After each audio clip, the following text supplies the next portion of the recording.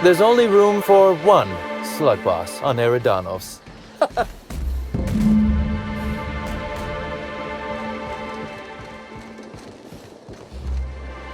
I must have dreamed up 100 different ways to kill Ludovico. I'll be honest, eaten alive by the queen of the brain slugs wasn't on that list. I imagined this moment would be a little more cathartic. But Belinda's still gone, and I don't feel all that different.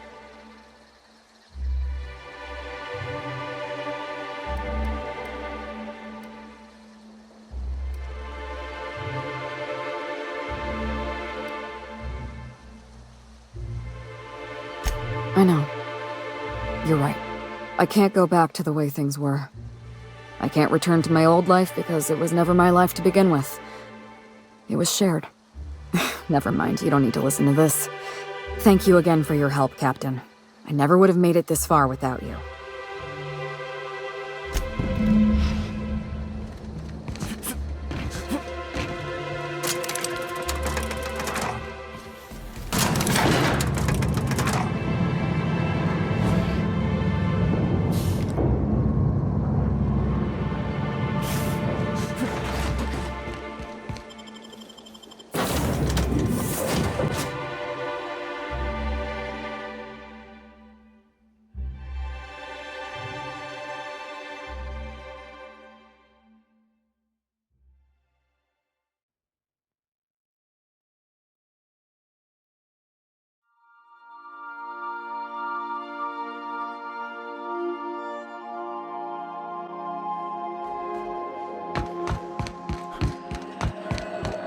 Welcome back, Captain. Or shall I call you Inspector? What can I do for you? During your absence, I passed the time by simulating a number of hypothetical conclusions to this case. Unfortunately, my understanding of the facts is limited, and my appraisal of the individuals involved is not flattering. Therefore, my conclusions are inaccurate.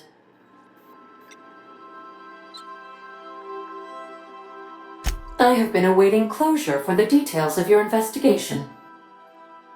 However, I have also been keenly aware of your absence.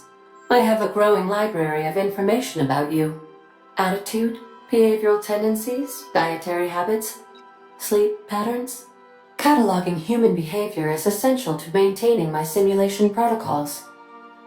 Will you satisfy my curiosity subroutines and tell me who killed Halcyon Helen?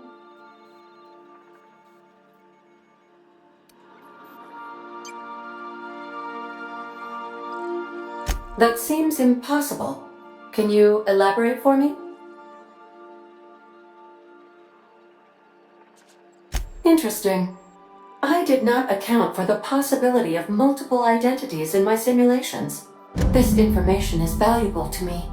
I will update my behavior simulation protocol accordingly. Thank you, Captain. How can I be of assistance? I'll be here.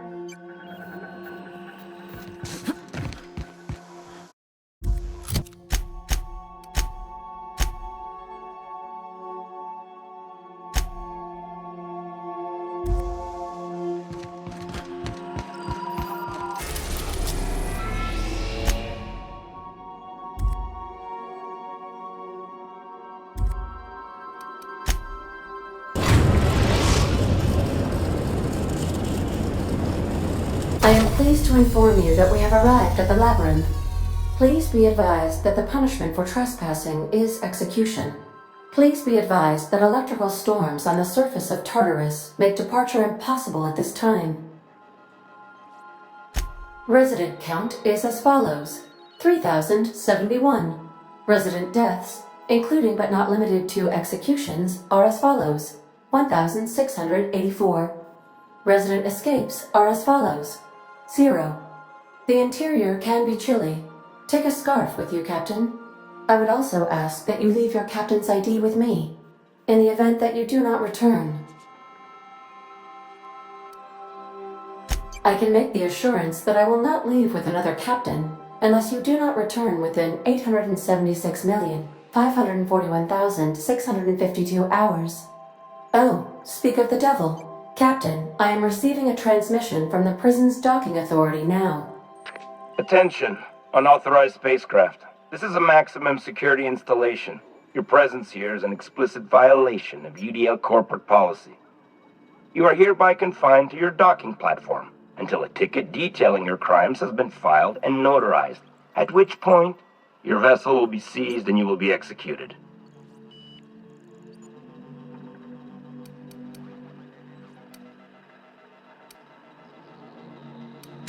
I wager it'll take a bit longer than it takes you to lose your patience and storm out of your ship looking to get shot. To be honest, that'd make my job a lot easier. You come out, we shoot you full of holes, and then everyone goes about their day worry-free. Except you. You'll be dead.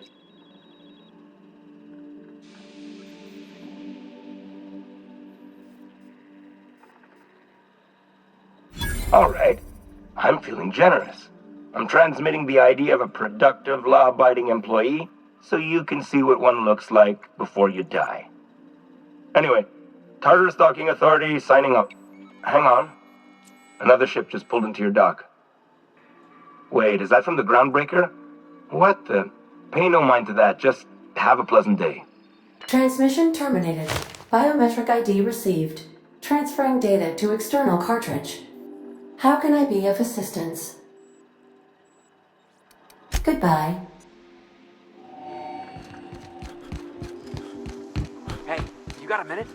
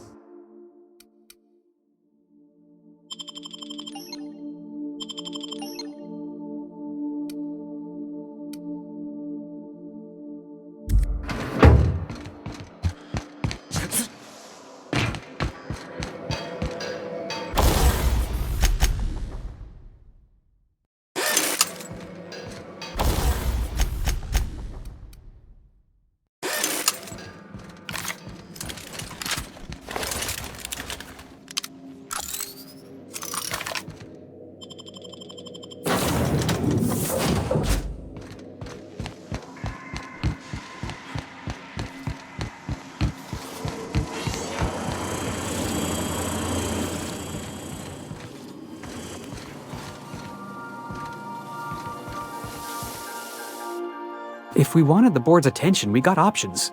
Piracy, vandalism, maybe some light arson. We want to put some fear in the board, right? Get him scared of us. I want to believe you, but the adjutant didn't seem too scared of us. You just got an audience with Sophia Conde. That's the adjutant to the chairman? You sure we should be trusting her?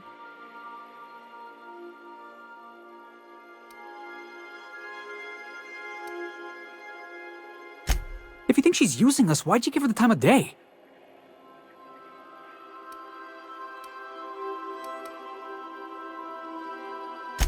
That's cold, boss. I like it. I know we're freelancers and all. We take work where we can find it. But we gotta be vigilant, you know? This is how the board gets you. A job here, an errand there. Before you know it, you're calling him sir and ma'am.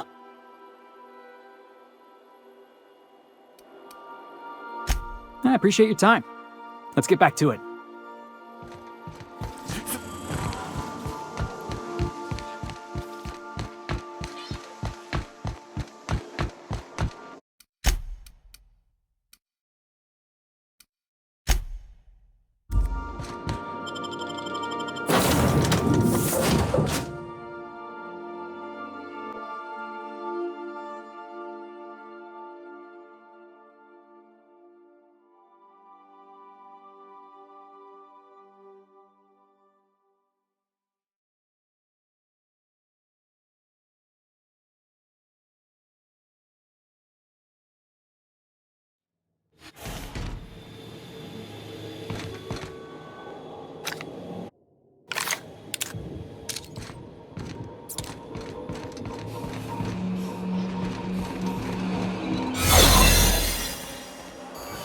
Obsidian did right by us once. What was now that? it's our turn. That noise. The board will never own Groundbreaker. Not while I reign. Push on, Mardad.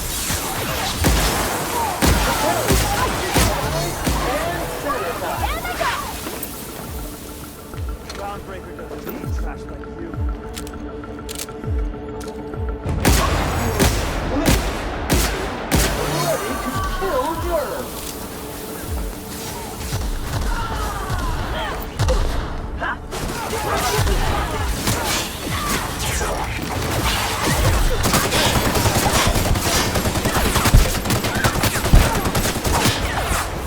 Sanitization incoming! Here I go!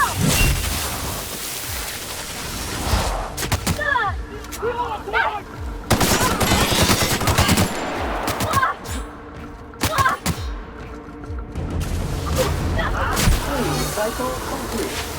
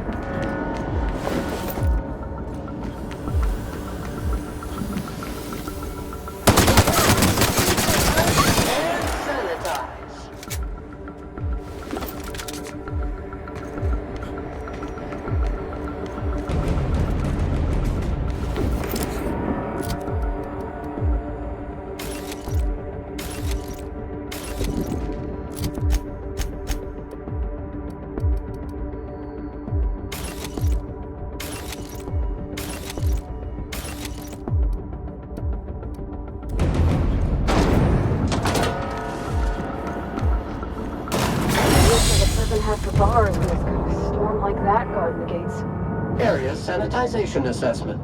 The labyrinth on Tartarus. Task classification. Easy peasy.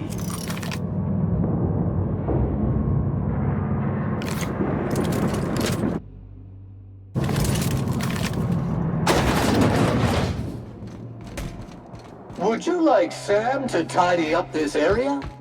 Waiting for confirmation command. Confirmation command not received.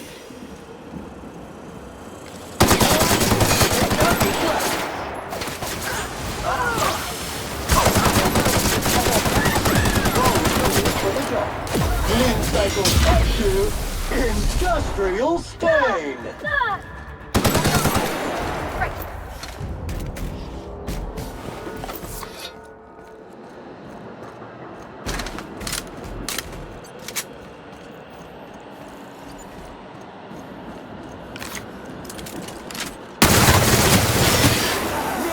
And ready to kill Jerry.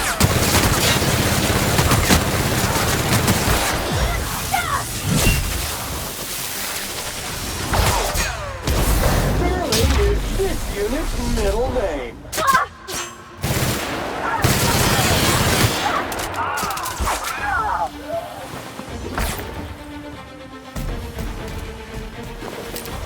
Getting behind cover!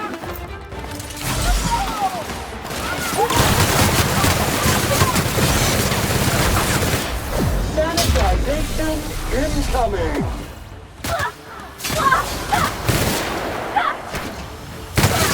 Here goes nothing! Got you marked!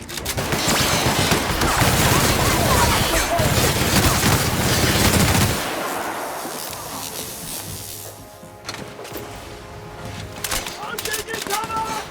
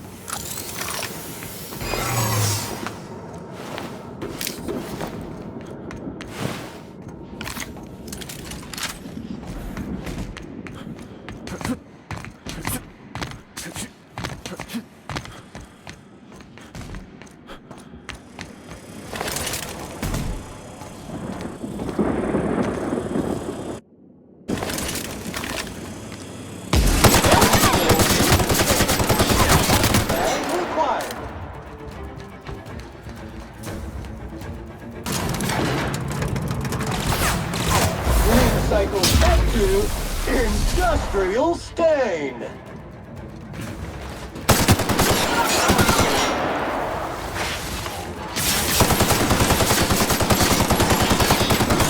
Gatherer, all germs and contaminants have been neutralized.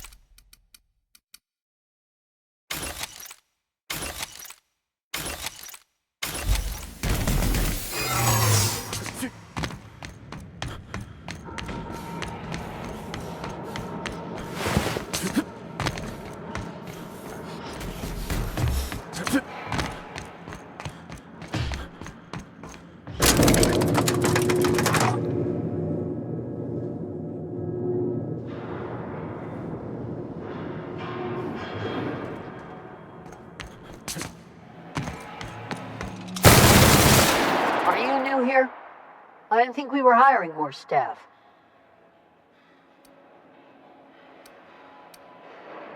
Whoa, nothing. I was just asking. I was gonna welcome you aboard. Okay. All right. Dirt! Alert!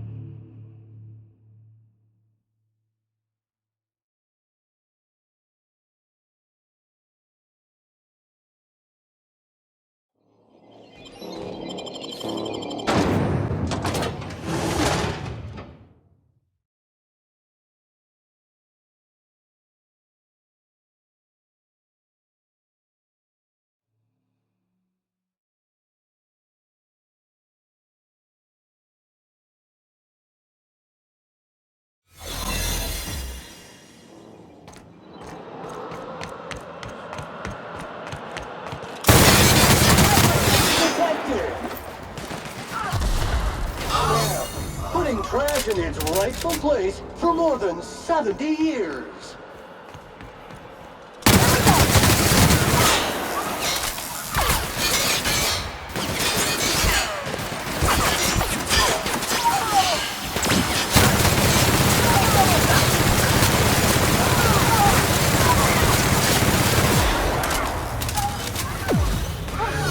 That's the last of them!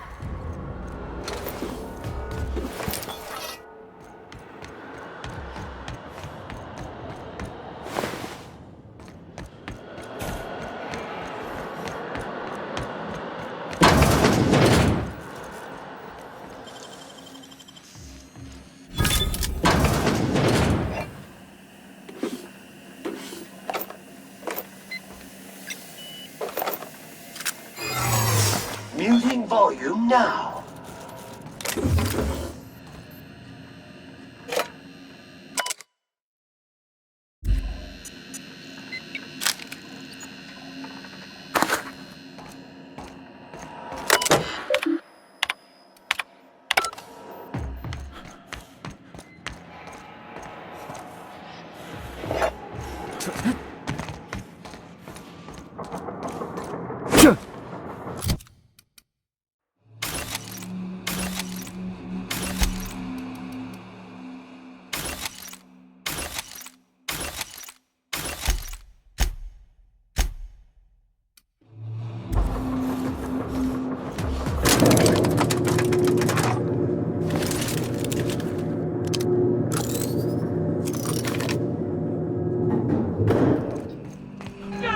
All right, MSI. I'm not one for outdoor speeches, but the captain needs our help. So get in there and fight. Customer, all germs and contaminants have been neutralized. Wait for company ammo. What?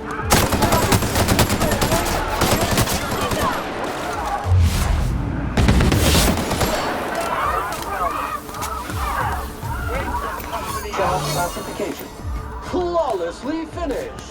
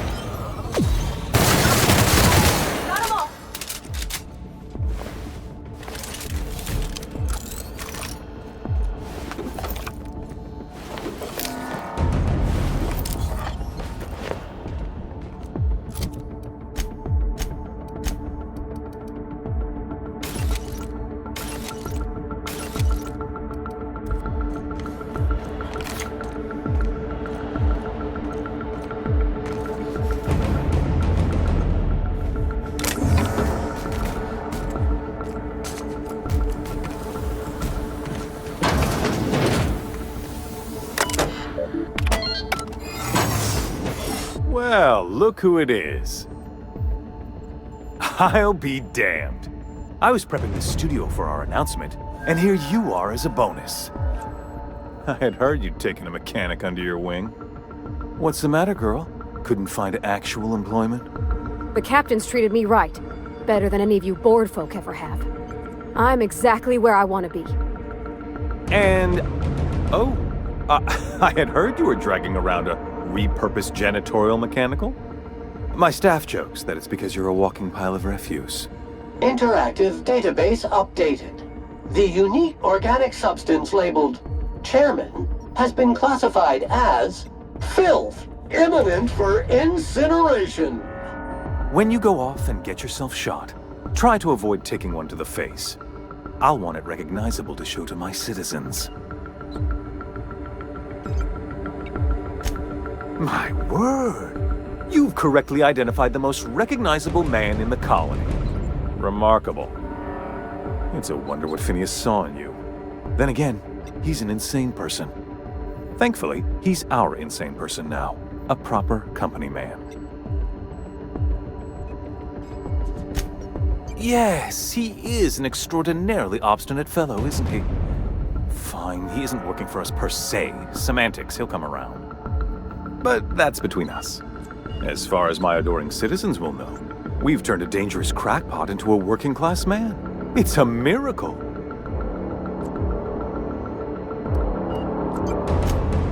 Oh yes, go on, wake them up, add more mouths to feed. That'll solve our starvation problems. I don't know what half-baked plans that simpleton in a lab coat has been leading you through, but it's done. It's over. Let me ask you something, Captain. Have you at any point thought about not fucking up our entire society? We're helping, which is more than you can say. I'm making actual progress towards stabilization and recovery. You're just getting in the way.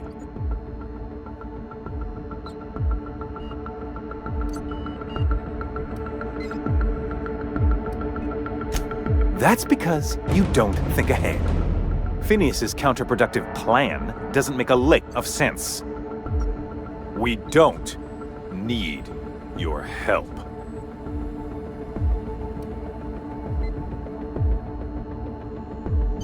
You are a captain of action. I'll give you that. Look, I'm not an unreasonable man. If you manage to storm the castle, as it were, and make it out of here with Phineas alive, I can't exactly afford more havoc than you've already caused. Fine.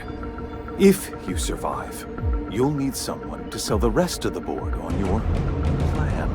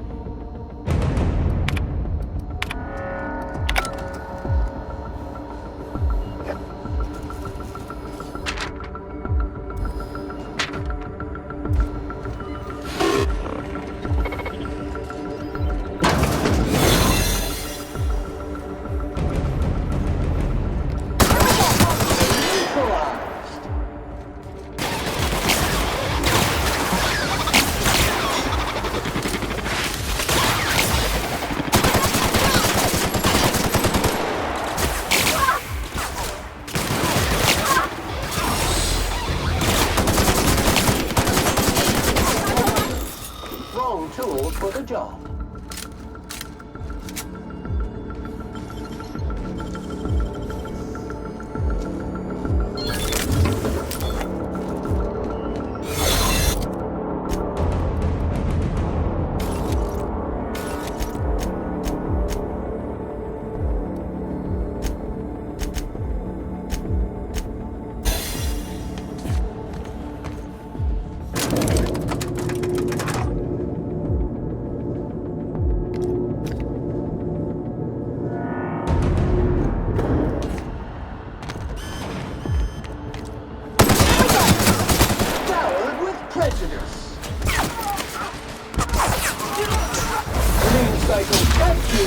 Industrial Stain!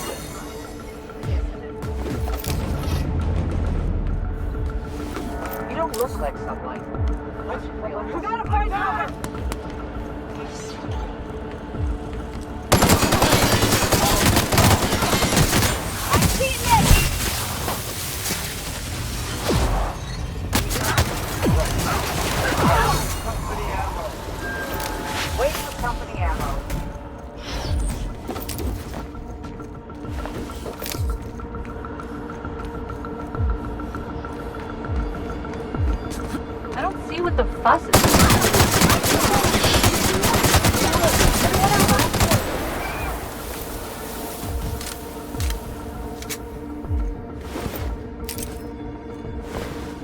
Time to collect the flying bounty. Ammo.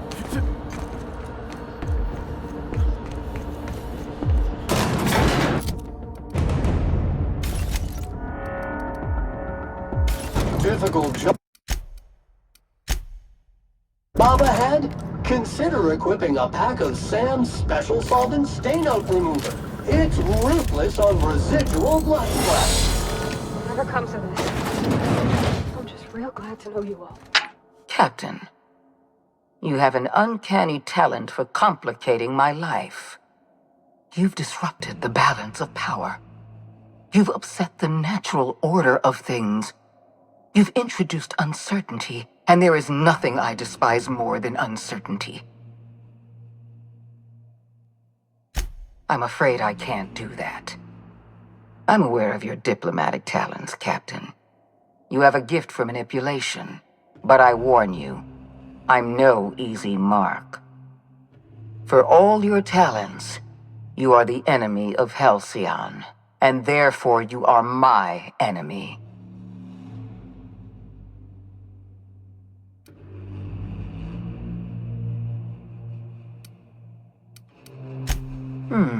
You make a nuanced and compelling argument. Here's my rebuttal. No. Dr. Wells is being held in my custody. His cooperation will prove invaluable, even if I have to beat it out of him. All that's left to do is put down this riot, arrest you, and then get on with the bloody business of saving this colony.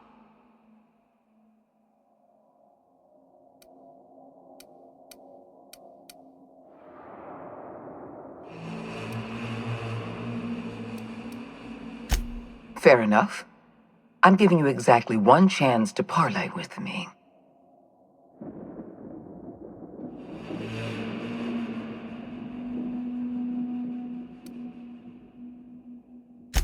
Yes, I'm quite aware of your brazen act of corporate vandalism. By the way, those test subjects you killed, they died in agony. My scientists assure me they can recover the data you've destroyed.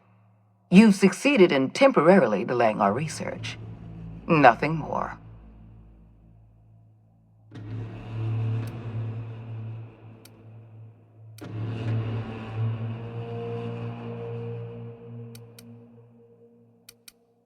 That isn't true. It can't be. You're trying to manipulate me. That experiment was absolutely essential to the program. My scientists assured me they were close to a breakthrough. They gave me their word.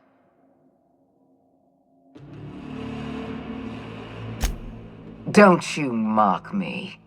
I won't stand here listening to you gloat. We're going to have to start all over again. All that research, all those experiments, you've set us back decades. You were always an unknown variable. I tried to recruit you, but you threw your lot in with that madman, Phineas Wells.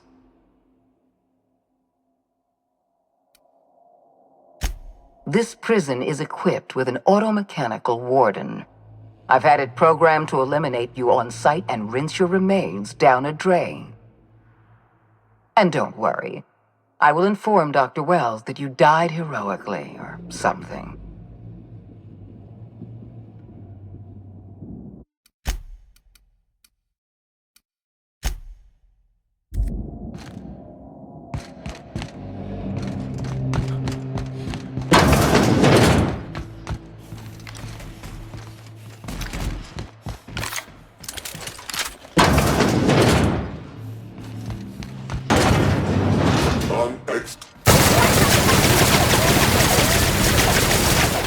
Centrifuge activated.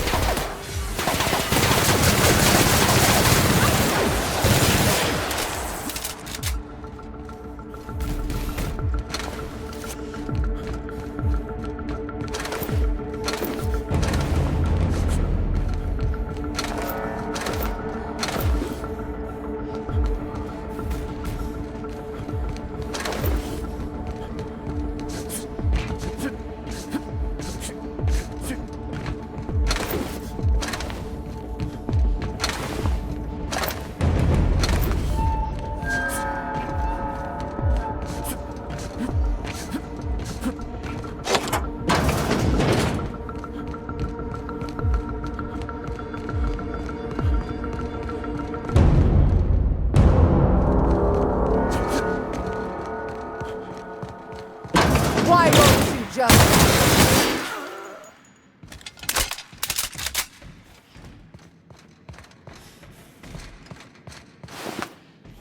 Get me out of here!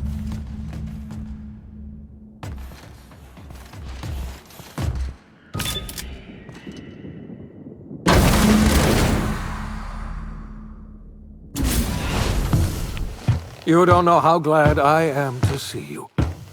You did the right thing.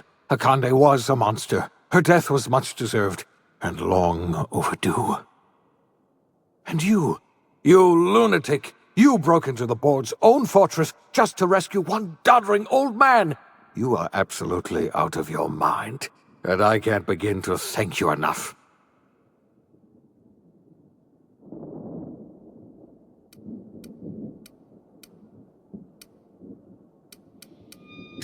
I'm all right, thanks to you. Akande wanted my cooperation. I'm quite sure she would have beaten it out of me if you hadn't arrived. You've broken the board's stranglehold on this colony, and you saved my life. But there's still so much we have yet to accomplish. You and I are going to have to work harder than ever to save Halcyon. I'm afraid the situation is far worse than any of us ever anticipated.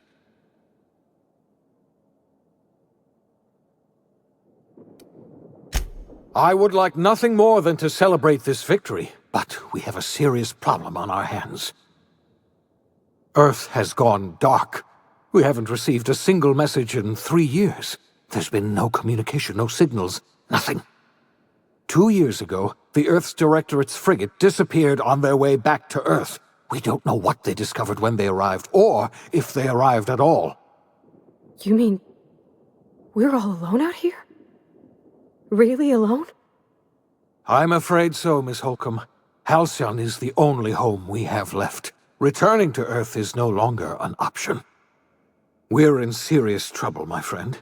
Do you know what this means for Halcyon? We can't rely on Earth for support anymore. We've been cut loose. We're entirely on our own. Yes, we do. You've done a marvelous thing. You've succeeded where anyone else would have failed, including me. We must begin the revival process immediately, starting with the Hope's brightest minds, and then we're going to fix this damn colony, one problem at a time. We're going to need a leader, and I can't imagine a better person for the job than you. What do you say, old friend? Will you help us?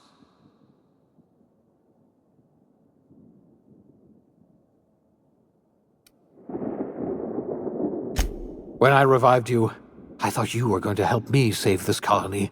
I was wrong. I had our roles reversed, you see. You're the one who's going to save us all. I'm just the one who set you on your path. You're the best thing to ever happen to Halcyon. If you want to take it upon yourself to lead this colony, you have my support. We're not a colony any longer, are we? Our last connection to Earth has been severed, and so we have been set free. Our future is uncertain, and no one knows what tomorrow holds. Exciting, isn't it?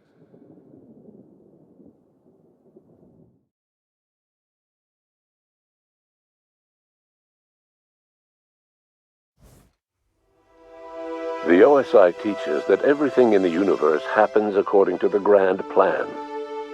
But the stranger that arrived in Halcyon was an unplanned variable. From the moment he landed in Emerald Vale, his actions altered the course of history. The events on Tartarus brought about the end of the board's authority. But the board's mistakes would haunt the colony for decades to come. The damage they left behind would require the work of a generation to repair. Dr. Phineas Wells began reviving a handful of the Hope's colonists. Engineers, scientists, technicians, and intellectuals. They were among the brightest minds the Earth had ever sent out into the stars. The Hope scientists and engineers woke up in a colony descending headlong into total collapse. With no way to return to Earth, they had no choice but to band together and devote themselves to the cause of saving Halcyon. The people of Halcyon were nothing if not hardy.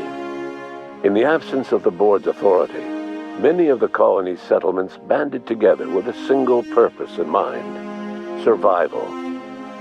Life was especially hard in the years to come.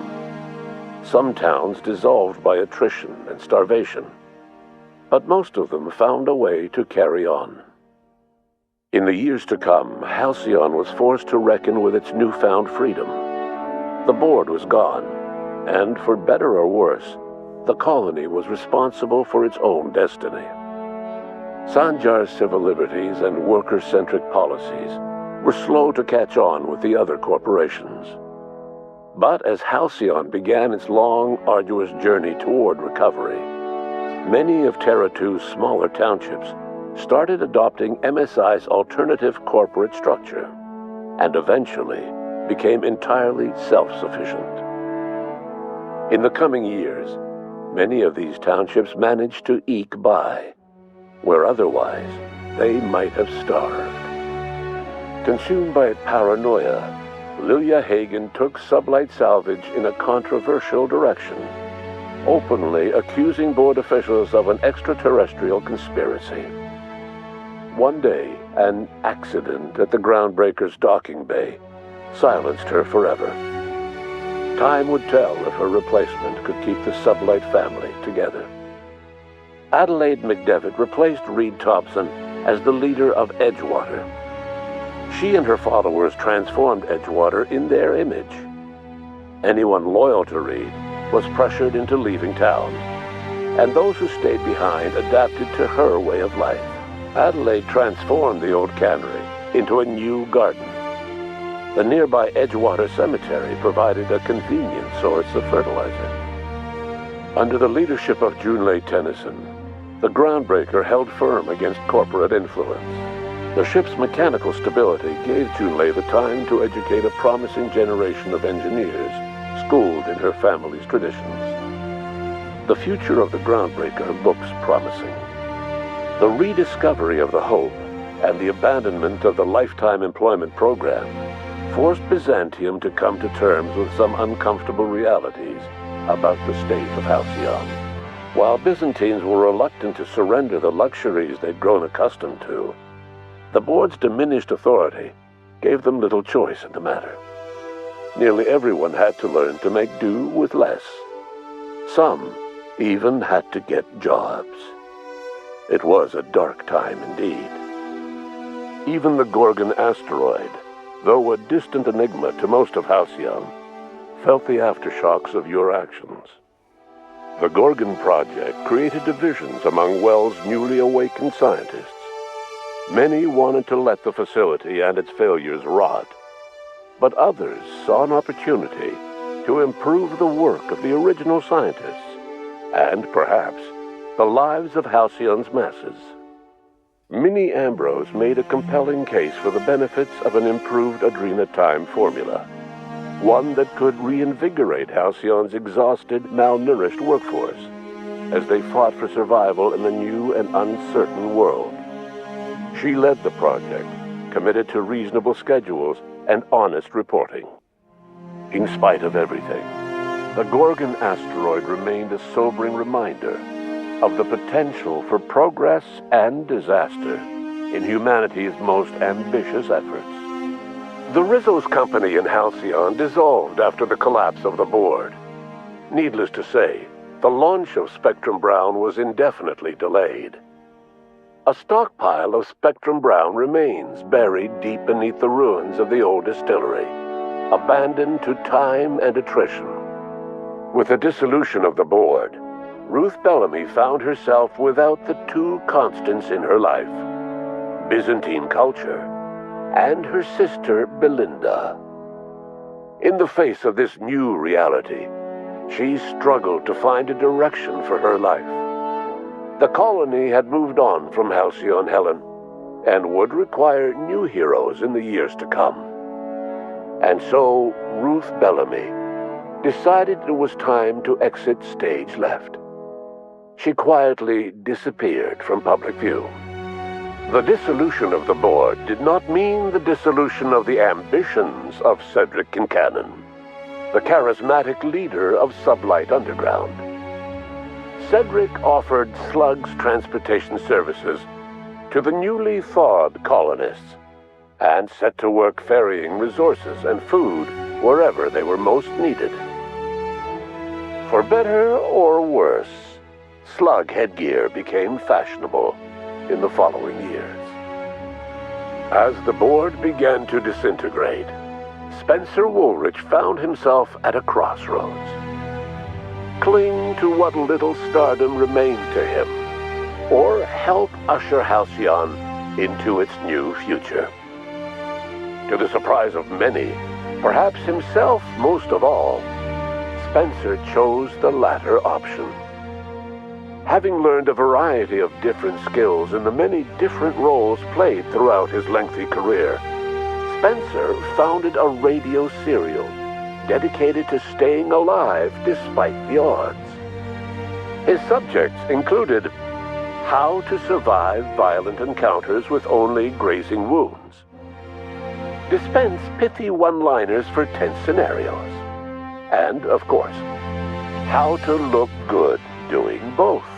After a brief attempt at dating Helen as one person rather than two, which both Bertie and Helen found too strange, Bertie struck out on his own to try his hand at raising woolly cows. Many of his former Rangers teammates soon followed, accompanied by the woolly cow the team had originally plied with alcohol. The dairy farm thrived under Bertie's leadership and care. The Dairy Rangers privately believed that the woolly cows softened Bertie's temper considerably, although the only one brave enough to say this to his face was promptly headbutted. Due to the board's dissolution, many of the Prophet's old customers no longer found quite the same value in productivity seminars that they once had. With her business drying up, the Prophet chose to take her followers down a new path. Months later, salvagers on Eridanos found clues leading them to a seemingly abandoned bunker out in the wilderness. Inside, they discovered horribly mangled corpses, sacrificed to a blood-scrawled portrait of a sprat-headed deity. The Prophet was not among the bodies. Your influence shifted Ellie's perspective. She finally admitted, albeit grudgingly, that she just might need other people. Sometimes. With a steady income from the life insurance payouts, she was finally able to afford a ship of her own. She hired a small crew and flew supply missions to communities on the fringe. Some of them were even legal. Life in Halcyon was sobering for Felix Millstone. The grand revolution he dreamed of never came. There was no great awakening for the colony, no celebrations in the streets. There was only the hard, desperate work of trying to repair a broken colony. Felix never had a head for numbers, but if there was labor to be done, he was there to help. Eventually, Felix realized that the work of a revolution was done with two hands. As much as he enjoyed his adventures aboard the Unreliable, the vicar, known as Max, eventually decided that it was time to move on, to live out the life he had sought so long to create. He knew there were many in the colony who carried burdens much worse than the ones he had struggled with, and he devoted himself to easing their suffering wherever he could. He only ever took up arms again to defend the defenseless. Unshackled from a lifetime of striving and fighting the universe and himself, Vicar Maximilian de Soto was finally at peace. Though Parvati eventually grew comfortable aboard the Unreliable, she never quite came out of her shell. She seemed to prefer the company of Ada to the crew, and she could often be found neck-deep in cables and grease, telling Ada funny stories from her childhood. While the colony fell into chaos, she found an island of relative peace with Ada, and they formed an unusual bond. She decided to remain aboard the Unreliable permanently as its chief and sole engineer. As hard as she tried to drink them away, Nyoka's memories eventually overcame her. Traveling with the crew served as a constant reminder of the family she'd lost, and so she eventually returned to Monarch to get back to what she found most comfortable: the deep end of a bottle and the far end of a trail. Few have seen her since, but travelers often swear they hear her and her machine gun in the night, screaming swears and spitting bullets. The SAM unit that accompanied you spread awareness of the product line's superior sanitation and maintenance capabilities across what was left of the colony. This led to a boost in SAM unit sales. Did you know that SAM units are the longest-lasting, toughest-acting cleaning solution in Halcyon? Minister Clark was released from house arrest, and his contact with you gave him a sense of renewed purpose and vigor. Once it became clear that no help would be coming from Earth, he threw his considerable efforts and talents into helping Halcyon manage the crisis before it. As for Dr. Phineas Wells, he spent his remaining years in his orbital lab. He eventually came to terms with his own past and was able to forgive the mistakes of his younger self by devoting his remaining years to serving the colony. Dr. Wells was able to revive many more scientists and engineers than he first expected, thanks to the additional batch of chemicals you stole from the Ministry. Wells never forgot about the human lives that were lost in acquiring these chemicals. In the end, Dr. Wells was able to save every scientist and engineer aboard the Hope. Over the next decade, nearly all of the Hope's remaining colonists were successfully revived. Halcyon saw a period of rapid technological and scientific advancement. Breakthroughs in dietary supplements saved the colony from starvation. Geoengineering projects and social reforms began to change the structure and character of the colony. Dr. Wells laid the groundwork for the project to save the colony, but he would never live to see the fruits of his labor. He passed away a few years later. His work was carried on by the scientists and engineers he revived. Today, Halcyon has stabilized. The people of the colony work hard to adapt to their new circumstances. Nearby colonies send aid and supplies. Life will never be easy in Halcyon, but for the first time in its history, there exists a sense of real, genuine hope about the future. And what about you? The unplanned variable in the history of Halcyon. Long after Wells passed away, you carried on his work with more energy, determination, and brilliance than he could ever muster. The years that followed were hard, but Halcyon survived by the efforts of the Hope's most promising colonists, the greatest of which was you. No one knows what's happened to Earth, and no one knows what the future has in store for Halcyon. All we know for certain is this: the name of the Unreliable and that of its intrepid captain will remain the subject of countless stories for years to come.